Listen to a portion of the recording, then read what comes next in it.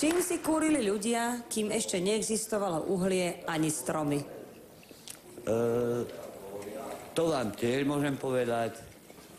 Neviem. Naftu nemali, benzín nemali. Nemali? Nemali. Ani benzín, ani naftu. Tak potom ako sa zohrievali? S plynom kúrili. To ako ťažili ten plyn? Prosím vás pekne, aby som vám toho povedal na výprave. Keď si človek uľaví, tiež je plyn. Čím si kúrili ľudia, kým ešte neexistovalo uhlie ani stromy? S plynom. Odkiaľ brali ten plyn?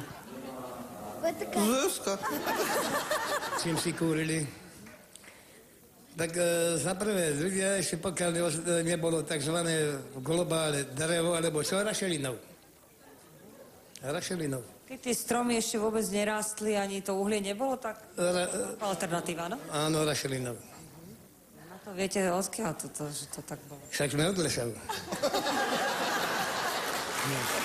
Čím si kúrili ľudia, kým ešte neexistovalo uhlie ani stromy? Ježiš. S papiermi. S papierom? Alebo, čo ja viem. Čo nachytali, to tam dali. No, áno, určite viem. Také. Čo ja viem, všeličo. No, aj ľudia, aj zvieratá. No, aj stromy. Tak neboli vtedy ešte stromy. Neboli. Tak, neviem asi. Ľudí, deti. Deťmi kúrili? No, hej, áno. Deťmi kúrili? Hej. No? Hrozné. No. Hovorili mi to aj učitelia na vysokej a na strednej. No a neverila by som tomu. Taký je svet už. Za chvíľu. 2012 je koniec sveta, viete o tom? Hlásili to v televíznych novinách, že 12.12.2012 bude koniec sveta.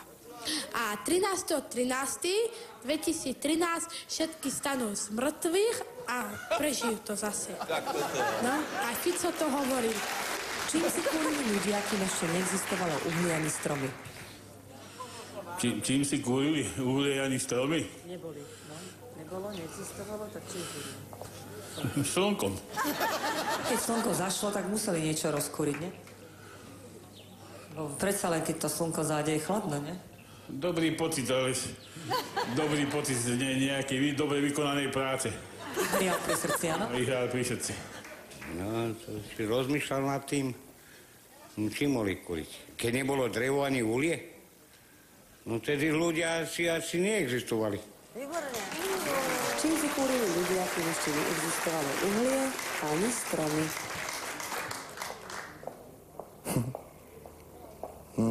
Tak zabili zviera a podpálili jej srst.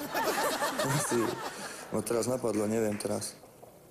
Neviem, čo vtedy existovalo. Polystyrén asi nebol. Čím si kúrili ľudia, keď ešte neexistovalo uhlie ani stromy? No, stromy vždycky boli a drevom sa kúrilo a v peci sa kúrilo a taký šporák bol.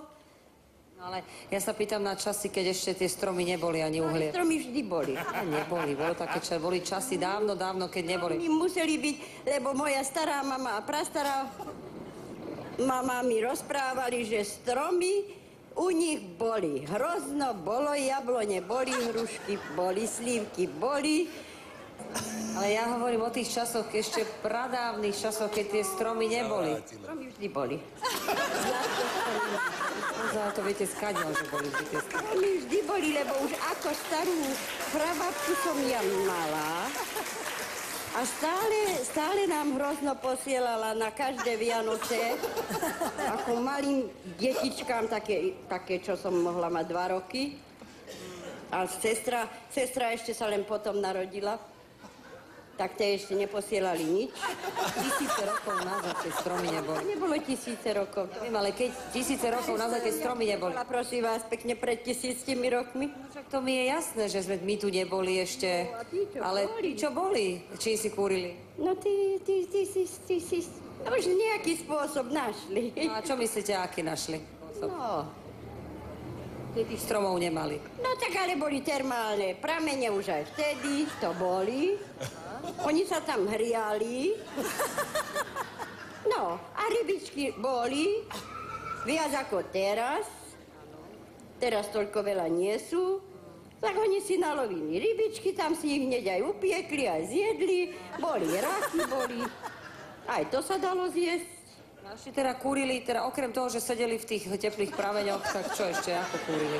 Keď nemohli tam celý deň sedieť v tom teplom pramení, aj robiť niečo museli. No tak robiť, no to bola robota, keď išli na lov. Chlapi išli na lov a ženy boli doma. No a čím kúrili? Nesili hlinu, robili hlinené nádoby, džbány.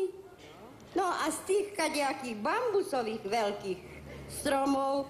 Stromy neboli vtedy ešte. Bambusové to boli.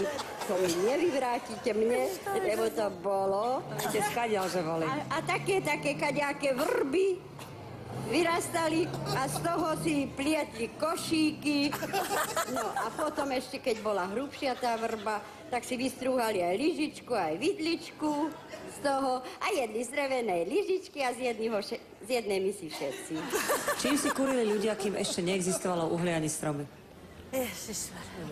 Však sex porádny, hormóny, nie? Hormóny.